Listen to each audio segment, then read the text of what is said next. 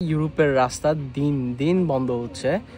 যেই সমস্ত রাস্তাগুলা খোলা ছিল ধীরে ধীরে সবগুলা বন্ধর দিকে চলে যাচ্ছে। আপনারা ইউরোপে আসেন তাহলে আপনারা ভুল করবেন। আগামী জুনের 1 তারিখ থেকে যারা পোল্যান্ডে আসতে চান অন্য কোনো টিআরসি কার্ড নিয়ে, তারা আর কোনো প্রকার পোল্যান্ডে টিআরসি কার্ড করতে পারবেন না। আসসালামু আলাইকুম। একটি গুরুত্বপূর্ণ নিউজ নিয়ে আপনাদের সামনে হাজির হলাম। আমি বেশ কয়েক ভিডিওতে বলেছি যে ইউরোপের রাস্তা আসলে দিন দিন কঠিন হয়ে যাচ্ছে। আপনারা জানেন বিগত সময়ে যে কোনো সেনজেন রাষ্ট্র থেকে আপনারা সেনজেন টিআরসি কার্ড অথবা একটা ভিসা নিয়ে যদি আপনারা পোল্যান্ডে আসতেন তাহলে আপনারা পোল্যান্ড একটা ওয়ার্ক পারমিট নিয়ে আপনারা সেই টিআরসি কার্ডটাকে কনভার্ট করে নিতে পারতেন। শুধুমাত্র আপনারা লিগ্যালভাবে পোল্যান্ডে এন্ট্রি করলেই হতো।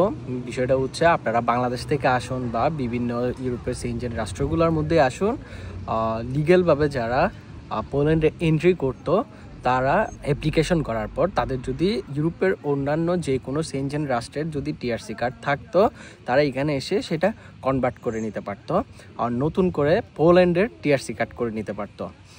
কিন্তু বর্তমানে এই জিনিসটাও বন্ধ করে দিয়েছে। বিষয়টা হচ্ছে ইউরোপের রাস্তা দিন দিন বন্ধ হচ্ছে। যেই সমস্ত রাস্তাগুলা খোলা ছিল ধীরে ধীরে সবগুলা বন্ধর দিকে চলে যাচ্ছে।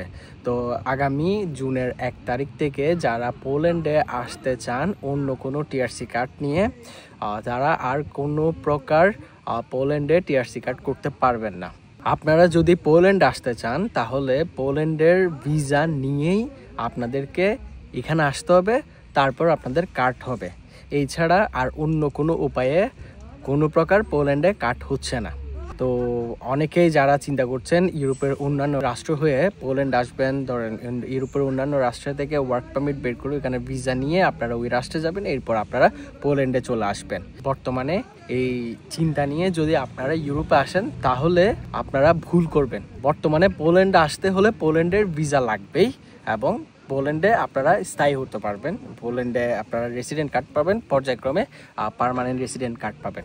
তাছাড়া আর যারা ইউরোপের অন্যান্য রাষ্ট্রে আসতে চাচ্ছেন তারা আসেন, আসার পর আপনারা চাইলে স্পেন চুজ করে স্পেনে চলে যেতে পারবেন, আর নাইলে যে রাষ্ট্রে যাবেন ওই রাষ্ট্রেই থাকার চেষ্টা করবেন। কিন্তু আমি আবারও বলছি, যারা সুযোগ পাচ্ছেন ইউরোপে ঢোকার জন্য কোনো না কোনো মাধ্যমে যে কোনো রাষ্ট্র, আপনারা যদি রাষ্ট্র সিলেক্ট করতে না পারেন, ধরেন এই রাষ্ট্রে আপনাদের থেকে জার্মানি ভালো লাগতেছে বা পোল্যান্ড ভালো লাগতেছে, আপনারা পোল্যান্ডে চলে আসবেন বা জার্মানিতে চলে যাবেন। আসলে আপনারা এই চিন্তা থেকে বের হয়ে, ওইটা আপনারা ব্যক্তিগত বিষয়, কিন্তু যারা ইউরোপে আসতে চাচ্ছেন আপনারা ওই চিন্তা থেকে বের হয়ে আপনারা যে কোনো নর্মাল কান্ট্রি যেটাতে বর্তমানে ভিসা রেশিও ভালো আছে ওইসব কান্ট্রিতে ঢুকে পড়েন, কারণ দিন দিন ইউরোপের রাস্তাগুলো বন্ধ হয়ে যাচ্ছে। এখানে আরও একটা বিষয় আছে, যারা পোল্যান্ডে অ্যাজ এ স্টুডেন্ট হিসেবে আসতে চাচ্ছেন তাদের স্টুডেন্ট ভিসা হবে যদি আপনাদের পর্যাপ্ত একটা আইএলটিএস স্কোর থাকে, ধরেন 6.5 বা তার উপরে থাকে, তাহলে আপনারা পোল্যান্ড আসতে পারবেন স্টুডেন্ট ভিসায়। কিন্তু স্টুডেন্ট ভিসায় যদি আপনারা আসেন আপনাদেরকে স্টুডেন্ট কার্ড দেওয়া হবে, কিন্তু ওয়ার্ক পারমিটের রেসিডেন্ট কার্ড আপনারা পাবেন না।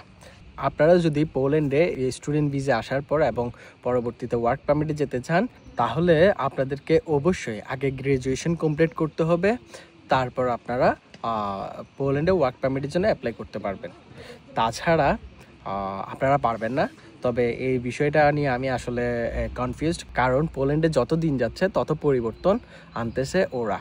তো আসলে যে স্টুডেন্ট হিসেবে যখন আসবেন, আসলে যারা গ্র্যাজুয়েশন কমপ্লিট করার পর ওয়ার্ক পারমিট নিয়ে কাজ করবেন, এটা আসলে কতদিন পর্যন্ত ঠিক থাকবে নাকি ইউকের মতো করে দিবে তাও আসলে শিওর না।